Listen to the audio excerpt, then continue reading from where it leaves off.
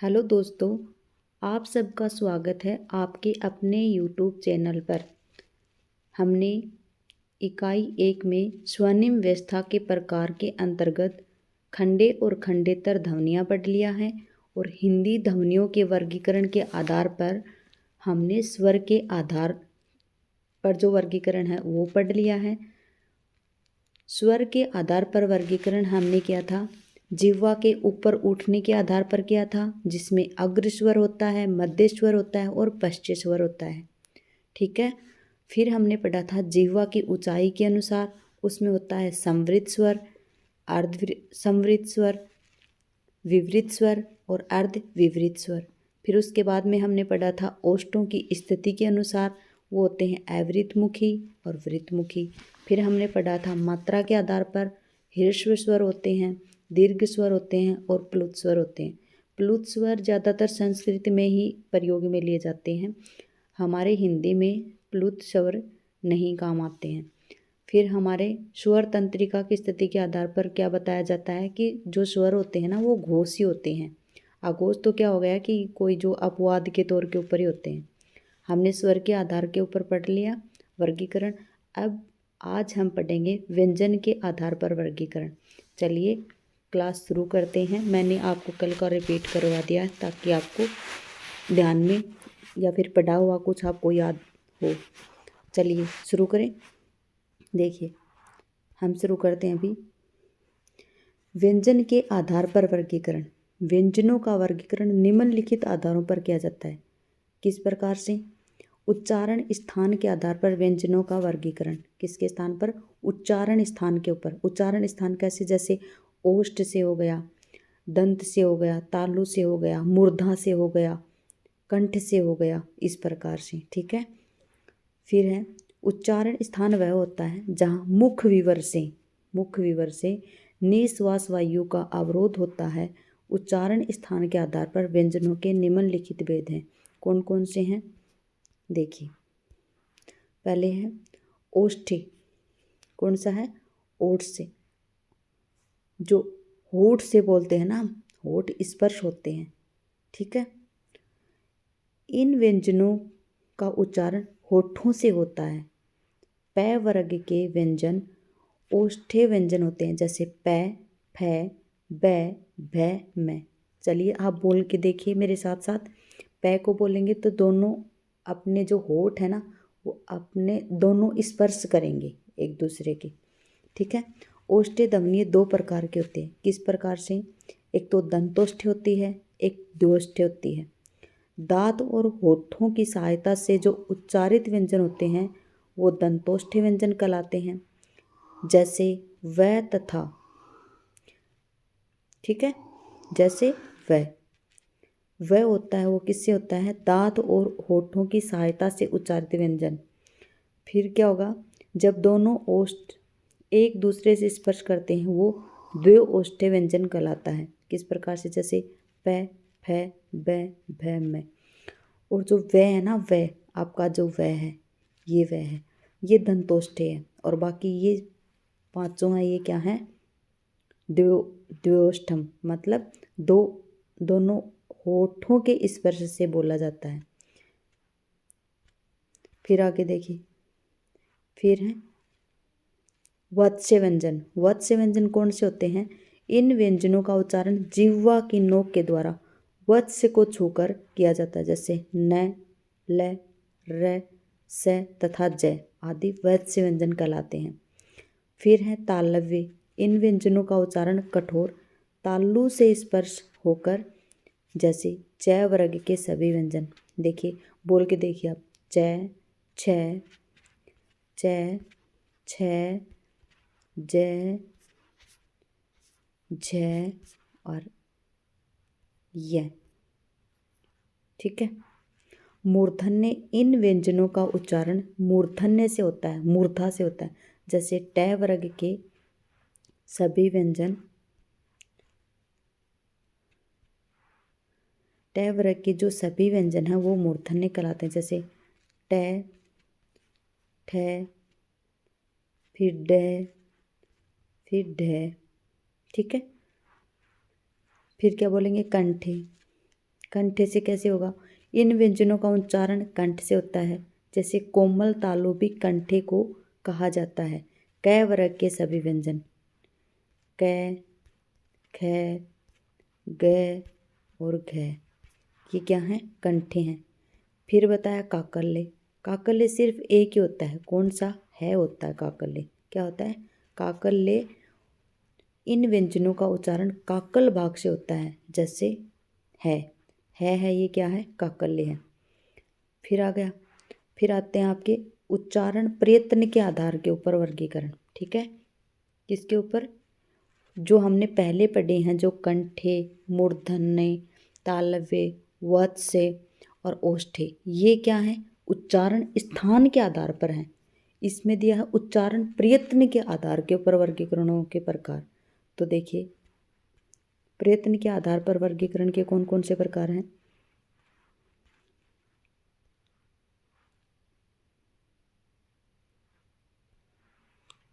उच्चारण प्रयत्न के आधार पर हिंदी की ध्वनियों का वर्गीकरण दो प्रकार से होता है। कितने प्रकार से? दो प्रकार से होता है। कौन कौन सा? बाह्य होता है और आभ्यंतर होता है। बाह्य प्रयत्न को इस प्रकार वर्गीकृत किया जाता है। अब इसमें बताया कौन कौन से उच्चारण प्रयत्न के आधार पर ध्वनियों के, जो हिंदी में ध्वनियों का वर्गीकरण है, किस में है ये? व्यंजन के आधार पर। व्यंजन के उच्चारण में जो प्रयत्न के आधार पर वर्गीकरण होता है, जो हिंदी ध्वनियों का वर्गीकरण होता है, वो कितने प्रकार से होता है? तो एक बाह्यंतर होता है और एक आभ्यंतर होता है। बाह्यंतर मतलब बाहरी, आभ्यंतर मतलब आंतरिक। बाह्यंतर प्रयत्न होते हैं ना, जो बाह्यंतर प्रयत्न होते हैं, वो इस प्रकार से होते हैं। चलिए देखते हैं कौन कौन से होते हैं बाह्यंतर प्रयत्न के आधार पर। इसमें देखिए, पहले होता है स्पर्श। स्पर्श देखिए किस प्रकार से? स्पर्श ध्वनियों के उच्चारण में वायु को मुख विवर में नहीं रोका जाता है। वायु बिना किसी घर्षण के मुंह से बाहर निकलती, जैसे क वर्ग, ट वर्ग, त वर्ग, प वर्ग। आप देख लीजिए खुद, जैसे क, ख, ग, घ, बाहर आवाज़ निकल रही है आपकी मुंह, आपके मुंह में जो आवाज़ हो रही है, जो क्या है कि जो आप बोल रहे हैं, तो वो वायु है, वो बिना किसी घर्षण के मुंह से निकल रही है बाहर, आपके अंदर नहीं रह रही है। इसमें च वर्ग को छोड़ के क वर्ग, ट वर्ग, त वर्ग और प वर्ग सभी स्पर्श व्यंजन होते हैं। ठीक है, फिर ये जो च वर्ग है ना अपना, ये होता है स्पर्श संघर्षी व्यंजन। क्या होता है? स्पर्श संघर्षी व्यंजन। इसमें क्या होता है कि इन ध्वनियों के उच्चारण में वायु स्पर्श के साथ साथ घर्षण के साथ मुंह से निकलती है। जैसे बोल के देखिए, च, छ, ज, झ, च वर्ग। ये चार स्पर्श संघर्षी व्यंजन होते हैं। कौन से होते हैं? स्पर्श संघर्षी व्यंजन होते हैं।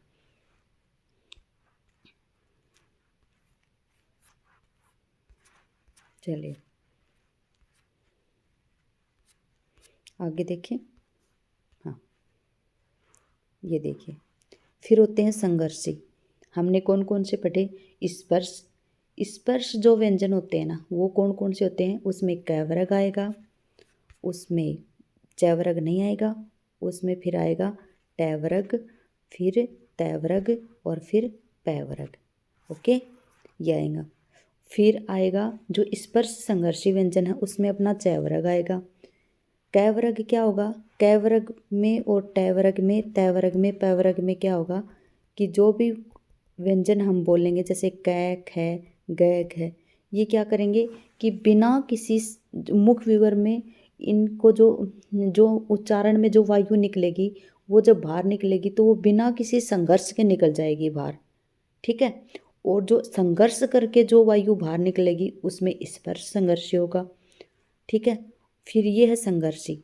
ये क्या है? संघर्षी है। संघर्षी में क्या होता है कि इसके उच्चारण में मुंह वायु से घर्षण के साथ निकलती है। जैसे स, है, संघर्षी व्यंजन कहलाते हैं। इन्हें ऊष्म व्यंजन भी कहते हैं। ऊष्म क्यों? देखिए, मुंह में जब संघर्ष करके किसी भी चीज़ में लगा लो, आप संघर्ष करेंगे तो ऊष्मा, ऊष्मा मतलब क्या होती है? गर्मी, गर्मी तो होगी, है ना। तो जो संघर्षी व्यंजन है ना, वो उन्हें क्या कहते हैं? ऊष्म व्यंजन भी कहते हैं। किस प्रकार से? जैसे स, है। ठीक है, इस प्रकार से। फिर क्या है लुंठित। लुंठित इन व्यंजनों का उच्चारण जिह्वा के आलोड़न क्रिया करती है। किस प्रकार से, देखिए बोल के देखिए। इन व्यंजनों को लुंठित और प्रकंपित, प्रकंपित मतलब कंपन होती है। लुंठित और जीवा आलोड़न का मतलब क्या होती है कि हमारी जीभ एक बार नहीं कम से कम 2-3 बार अपनी जगह से हिलती है। किस प्रकार से, जैसे बोल के देखिए र एक लुंठित व्यंजन है, ठीक है। एकमात्र र है वो लुंठित व्यंजन है। फिर देखिए पार्श्विक। पार्श्विक होता है वो भी एक ही होता है, कौन सा, लय होता है। इन व्यंजनों के उच्चारण में वायु जीवा दोनों ओर से बाहर निकल जाती है। जैसे लय बोल के देखिए, दोनों साइडों से हवा बाहर निकल रही है, वो क्या होते हैं, पार्श्विक व्यंजन होते हैं। फिर क्या है उत्क्षिप्त व्यंजन। उत्क्षिप्त व्यंजन कौन से होते हैं, इन व्यंजनों के उच्चारण में जीवा उल्टी नोक तालु को छूकर झटके से हट जाती है। जैसे बोल के देखिए ढ ढ ढ ढ, उत्क्षिप्त व्यंजन कहलाते हैं। फिर कौन से होते हैं, नासिक के। ये पंचम अक्षर होते हैं। सभी वर्गों के जो 5वें अक्षर होते हैं वो नासिक के होते हैं। इनके उच्चारण में वायु मुंह के साथ साथ नासिका से भी बाहर निकलती है। जैसे बोल के देखिए अड़ य ण न म आदि नासिक के व्यंजन हैं। फिर आभ्यंतर प्रयत्न प्रमुखतः 4 भागों में बांटा गया। ये हमने कौन से पढ़े हैं, बाह्यतर पर्यंतर। कौन कौन से पढ़े हैं, बाह्यंतर प्रयत्न में कौन कौन से हैं, स्पर्श। स्पर्श में कौन सा आ गया, जैसे क वर्ग, ट वर्ग, त वर्ग, प वर्ग। फिर हमने पढ़ा स्पर्श संघर्षी। स्पर्श संघर्षी में कौन कौन से आ गए, याद करने की कोशिश कीजिए। च वर्ग जिसमें च छ ज झ। फिर हमने पढ़ा संघर्षी। संघर्षी में कौन सा आएगा, संघर्षी में कौन सा आएगा, स है। फिर हमने पढ़ा लुंठित। लुंठित में मात्र एक आएगा र। फिर हमने पढ़ा पार्श्विक। पार्श्विक में भी एक आएगा ल। फिर हमने पढ़ा उत्क्षिप्त। उत्क्षिप्त में कौन से आएंगे, ड और ढ। और फिर हमने पढ़ा नासिक के। नासिक में कौन से आएंगे, यण गम अड़ य ण न म आदि, ठीक है। फिर अब हम पढ़ेंगे बाह्यतर प्रयत्न के आधार पर। चलिए बाह्यतर प्रयत्न के आधार पर देखें, चलिए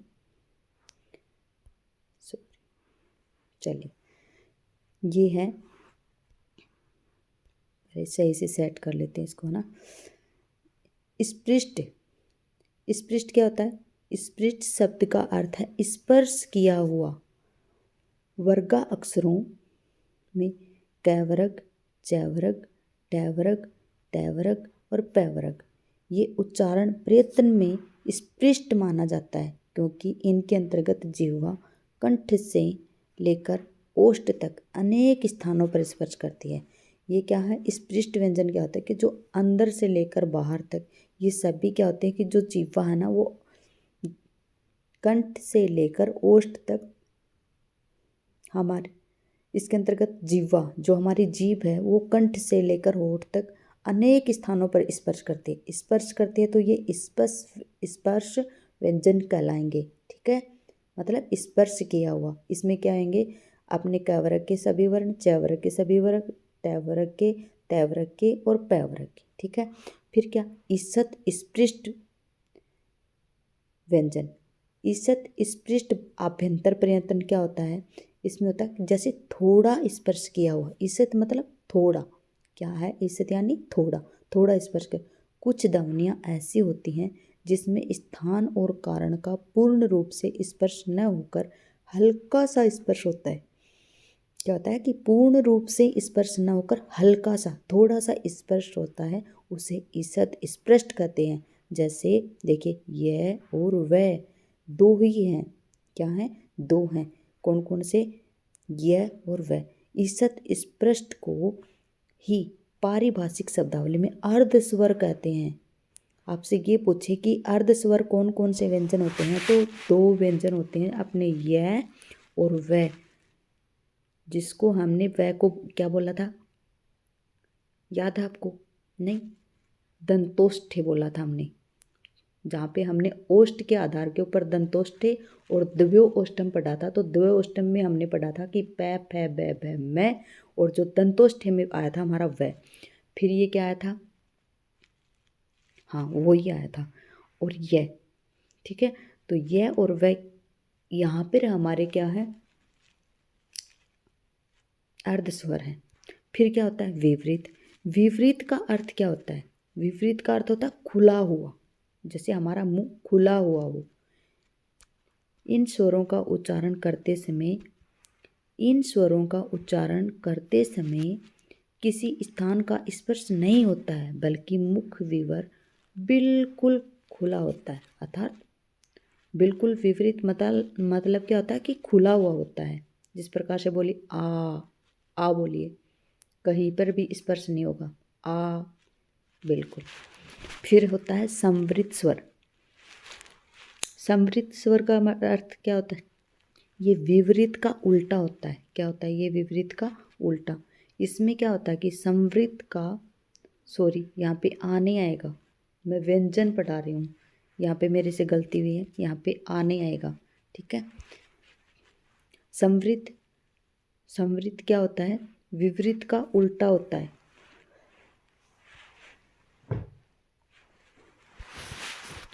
समवृत का अर्थ होता है बंद। क्या होता है, बंद। समवृत प्रयत्न व्यवहारिक उपयोग में अधिक नहीं आता है, ठीक है। समवृत प्रयत्न क्या होता है कि व्यवहारिक रूप में अधिक प्रयोग में नहीं आता है, क्योंकि मुख विवर यदि सर्वस्था समवृत मतलब बंद ही रहे तो ध्वनियों का उच्चारण सुनाई नहीं पड़ेगा। समझ रहे हैं ना आप, इसमें क्या बंद, अगर समवृत होगा, विपरीत का मतलब खुला हुआ, समवृत का मतलब बंद, अगर मुख बंद ही हो जाएगा तो ध्वनियों का उच्चारण कैसे होगा। फिर आगे हमारे श्वास के आधार पर वर्गीकरण। श्वास के आधार पर वर्गीकरण कौन कौन से होते हैं वो देखिए। श्वास के आधार पर वर्गीकरण ध्वनियाँ हैं जो व्यंजन हमारे दो प्रकार के, कैसे, जैसे अल्प प्राण, अल्प प्राण और महाप्राण। अल्प प्राण में कैसे आएंगे, जैसे जिन व्यंजनों के उच्चारण में प्रश्वास की कम मात्रा लगती है वे अल्प प्राण कहते हैं। जैसे कैसे, देखिए क और क, च और ज, ट और ड, त और द, प और ब, मतलब वर्ग का प्रथम और वर्ग का तृतीय, ये क्या होते हैं, अल्प प्राण होते हैं। महाप्राण कौन से होते हैं, जिन व्यंजनों के उच्चारण में प्रश्वास की मात्रा अधिक होती है महाप्राण ध्वनियाँ कहलाते हैं। जैसे ख, फिर घ, फिर छ, फिर झ, फिर ड, फिर ढ, फिर थ, फिर ध, फ, ब। इसको महाप्राण को, अल्प प्राण को आप ये समझिए। जैसे देखिए के ए, फिर ग का जी ए। देखिए मैं समझाती हूँ आपको, है ना,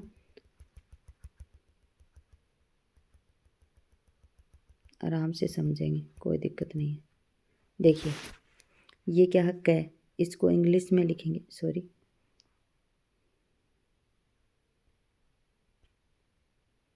ठीक है, इसको इंग्लिश में लिखेंगे के ए, जी ए, सी एच ए, फिर छ को, ठीक है, फिर जे को लिखेंगे जे ए, फिर टे को लिखेंगे टी ए, डे को लिखेंगे डी ए, ते को लिखेंगे टी ए, दे को लिखेंगे डी ए। सभी में एच कहीं नहीं आ रहा। देखिए इसमें सी एच में आ रहा तो ये च है इसलिए एच आ रहा, लेकिन ये देखिए के एच ए, घ का जी एच ए, छ का सी डबल एच ए, फिर झ झंडा का जे एच ए, फिर ढ, ये ठ ठठेरा का टी एच ए, फिर ढ ढक्कन का डी एच ए, ठीक है, आ रहा है ना, ऐसे समझ में। मतलब जहाँ पे एच ए आएगा ना लास्ट में, वो तो होंगे महाप्राण, ठीक है, और जिसमें एच नहीं आएगा वो क्या होंगे, अल्प प्राण। समझ में आ गया इसी तरीके से। चलिए फिर हम देखते हैं घोषत्व के आधार के ऊपर, इसको भी समझने की कोशिश करेंगे। घोषत्व के आधार पर ध्वनियों के दो प्रकार होते हैं, कौन कौन से, घोष या सघोष, ठीक है। जिन व्यंजनों के उच्चारण के समय स्वर यंत्र में कंपन होता है वे सघोष या घोष ध्वनियाँ कहलाती हैं, ठीक है। किस प्रकार से? घोष को हम सघोष भी बोलते हैं और एक होता है अघोष।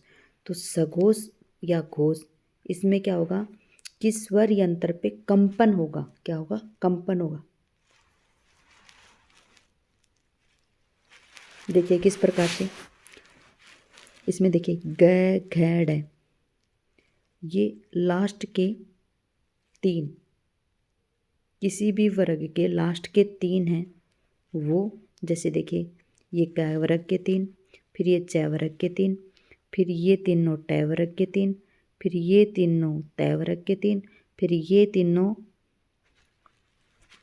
प वर्ग के तीन, फिर ये अलव है, ये तो सभी क्या होते हैं? सघोष। फिर अघोष में देखिए जिन व्यंजनों के उच्चारण में स्वर यंत्र में कंपन नहीं होता है वो अघोष ध्वनियाँ कहलाती हैं। किस प्रकार? जैसे देखिए क वर्ग के दो वर्ग, शुरुआत के दो, कैक है, फिर चच है, फिर टट है, फिर तैत है, फिर पैप है, आदि अघोष व्यंजन है। और संघर्षी व्यंजन कौन से होते हैं? संघर्षी व्यंजन और कौन से होते हैं? जैसे संघर्षी व्यंजन स है, वो भी क्या होते हैं? अघोष होते हैं। ठीक है, ये हमारा था वीडियो। मैंने मेरी तरफ से आपको शायद पूरा देने की कोशिश की है, लेकिन पता नहीं कहीं पे हो भी जाती है गलती, उसके लिए सॉरी। चलिए आप ऐसे ही तैयारी करते रहें। आपका दिन शुभ रहे। धन्यवाद।